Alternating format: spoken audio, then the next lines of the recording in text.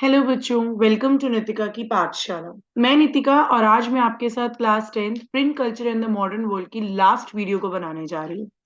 बेटा तक अभी तक हमने इस चैप्टर के सारे यूनिट्स को कवर कर लिया है और मैंने सारे पार्ट्स की अलग अलग करके ही वीडियोस डाली हैं। आपको अगर इस चैप्टर को बहुत अच्छे से समझना है तो मैं आपसे यही रिक्वेस्ट करूंगी कि इस चैप्टर का एक एक पार्ट की वीडियो आप शुरू से देखें। और जैसे कि हमेशा मैं बोलती हूँ कि आप जब भी मेरी वीडियोस देखें तो प्लीज अपनी बुक विद पेन या पेंसिल लेकर जरूर बैठें। तो चलिए आज की क्लास स्टार्ट करते हैं। Print and censorship. कहते प्रिंट चल रहा था तो क्या ब्रिटिशर्स ने कुछ नहीं किया। सेंसरशिप क्या होता है, रोक लगाना।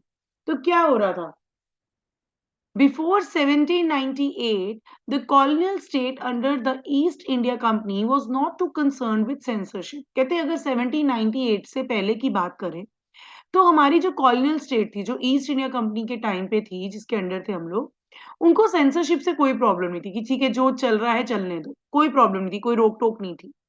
Strangely, its early measures to control printed matter was directly against Englishmen in India, who were critical of company misrule and hated the action of particular company officers। मगर क्या हुआ, जब हम लोगों ने या किसी ने, इंडियंस की बात करते हैं, जब उन लोगों ने देखा कि उन्होंने कब कंट्रोल करना शुरू किया, जब किसी ऑफिसर्स, कंपनी ऑफिसर्स के बारे में, उनके रूल्स के बारे में, उनकी रिस्पॉन्सिबिलिटीज के बारे में लिखना शुरू हुआ कि इन्होंने क्या गलत करना शुरू किया, तब तक कोई सेंसरशिप नहीं थी, उसके बाद ही सब कुछ शुरू हुआ। The company was worried that such criticism might be used by its critics in England to attack its trade policy monopoly in India। Company को चिंता थी कि ये क्रिटिसिज्म कहाँ हो रहे हैं, वो क्रिटिक्स जो इंग्लैंड में बैठे हैं, जो चाहते नहीं है कि ईस्ट इंडिया कंपनी की मोनोपोली हो जाए इंडिया में। मोनोपोली क्या होता है, जिसके पास सिंगल पावर होती है।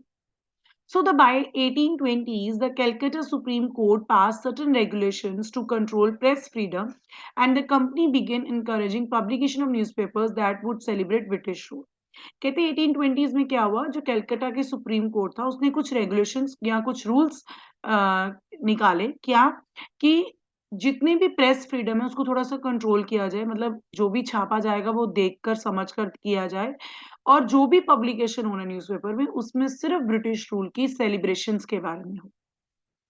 In 1835, faced with urgent petition by editors of English and vernacular newspapers, Governor General Bentinck agreed to revise press laws।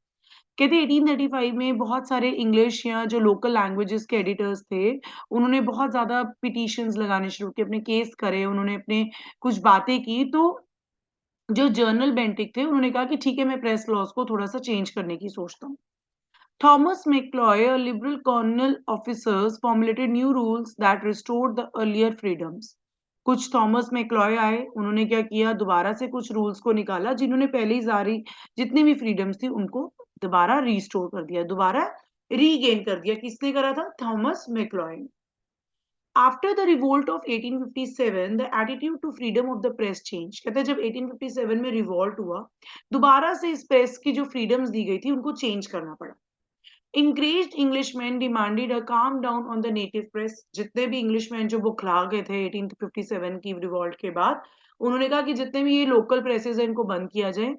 As vernacular press become excessively nationalist, the colonial government began debating measures of stringent control. अब क्या हुआ, जो local newspapers थे जो nationalism film की feelings की बात करते थे, कॉलोनियल गवर्नमेंट ने कहा कि हमें तो कंट्रोल करना पड़ेगा, वरना ये तो एक सब एकजुट हो जाएंगे और हमारे खिलाफ खड़े हो जाएंगे। In 1878 the Vernacular Press Act was passed. Vernacular Press Act passed हो गया था 1878 में, modelled on the Irish Press Law. Vernacular Press Act आप लोगों ने 8th में भी पढ़ा होगा कि जिसमें आप कुछ भी जो न्यूज़पेपर, लोकल न्यूज़पेपर्स में आप बिना पूछे ब्रिटिश गवर्नमेंट से, ईस्ट इंडिया कंपनी से बिना पूछे कुछ भी नहीं छाप सकते। It provided the government with extensive rights to sensor reports. British government के पास फिर से राइट्स आ गए थे कि वो कोई भी रिपोर्ट को सेंसर कर सकते हैं, स्टॉप कर सकते हैं। Editorials in the Vernacular press, जो भी एडिटिंग करते हैं वेनिकुलर प्रेस में, उनको भी स्टॉप करवा सकते हैं। From now on, the government kept regular track of the vernacular newspaper published in different provinces। अब गवर्नमेंट क्या करती थी, प्रॉपर रेगुलर चेक करती थी कि वेनिकुलर न्यूज़पेपर्स, जो लोकल न्यूज़पेपर्स, उनमें क्या प्रिंट हो रहा है। And when a report was judged as seditious, the newspaper was warned, and the warning was ignored, the press was liable to be seized, and the printing machinery confiscated। अब क्या हुआ, अगर कोई भी रिपोर्ट लोकल न्यूज़पेपर में British government या east India company के खिलाफ लगती थी, तो उनको वार्निंग दी जाती थी पहले। फिर भी अगर वार्निंग को इग्नोर करता था लोकल न्यूज़पेपर, तो प्रेस को सीज़्ड किया जाता था, अपने अंडर कर दिया जाता था और प्रिंटिंग मशीनरीज़ को बंद करवा दिया जाता था। Despite repressive measures, nationalist newspapers grew in numbers in all parts of India.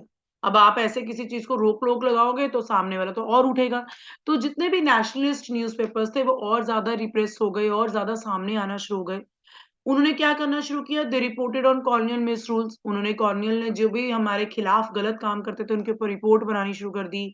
ज़्यादा से ज़्यादा इनकरेज करना शुरू कर दिया कि हमें नेशनलिस्ट एक्टिविटी करनी है, हमें इंडिया को आज़ाद करना है।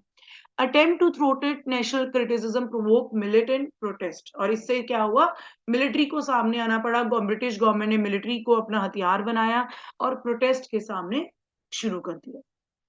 This in turn led to renewed cycle of prosecution and protest, और इसने क्या करा, प्रोटेस्ट को जन्म दे दिया इस चीज ने।